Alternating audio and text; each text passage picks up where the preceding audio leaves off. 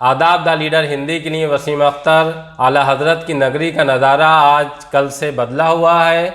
कल तेज़ बारिश हो रही थी, सड़कों पर सन्नाटा था। उसके ठीक उलट आज सड़कें आशिक़ रसूल से भरी दिखाई दे रही हैं। वो सज धज कर नए कपड़े पहनकर सड़कों पर आ गए हैं। 200 से ज़्यादा अंजुमनें जुलूस की तैयारी में मशगूल दिखाई दे रही हैं।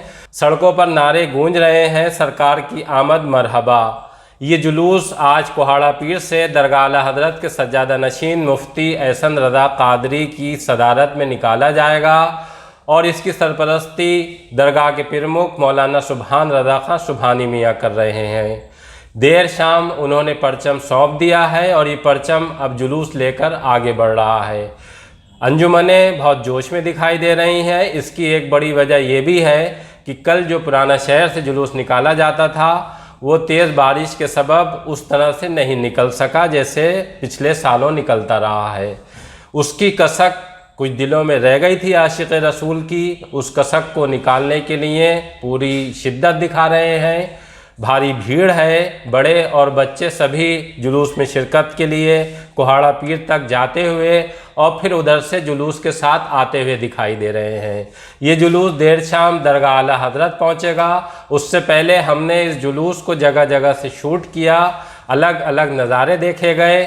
सबसे अच्छा नज़ारा जो हमें अभी तक दिखाई दिया है वो ये है कि अंजुमनों से जुड़े जो लोग हैं उनके एक हाथ में भारत का झंडा है और दूसरे हाथ में उन्होंने दीनी झंडा उठा रखा है। वो नारे लगा रहे हैं, वो दुआएं कर रहे हैं।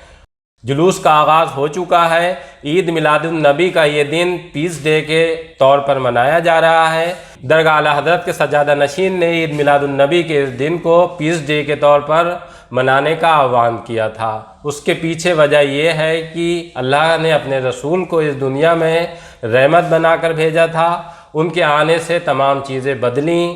जहाँ तमाम खराबियाँ थीं वहाँ अच्छाइयाँ पनपने लगीं। एक और आह्वान भी दरगाह आला हज़रत के सज्जादा नशीन ने किया है अंजुमनों से, वो ये है कि इस बार जो पेट्रोल, डीजे और साउंड सिस्टम से पैसा बचेगा उस पैसे का इस्तेमाल गरीब लड़कियों की शादी कराने में किया जाएगा।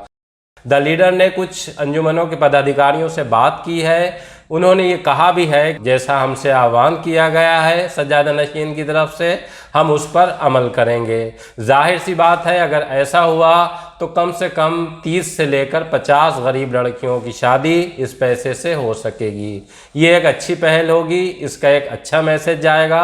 अंजुमन के पदाधिकारियों को उन गरीब लड़कियों की दुआएं मिलेंगी जिनकी शादियां दहेज और ज़्यादा खर्च की वजह से नहीं हो पा रही हैं।